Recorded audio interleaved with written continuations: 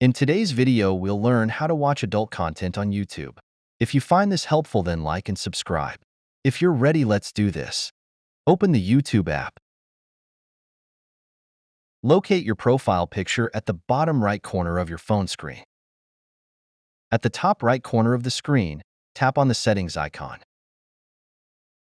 At this point, select General. Scroll down to the bottom of the screen.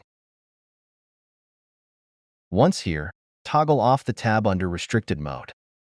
This is what stands between you and the ability to watch adult content on YouTube with restriction. The little note underneath it says it all. All the best with this adventure.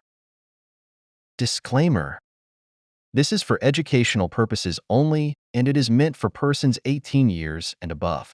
Any wrongful application or usage of the whole or portions of this video, as well as misinterpretations, is solely the viewer's responsibility, and this channel shall not be held liable.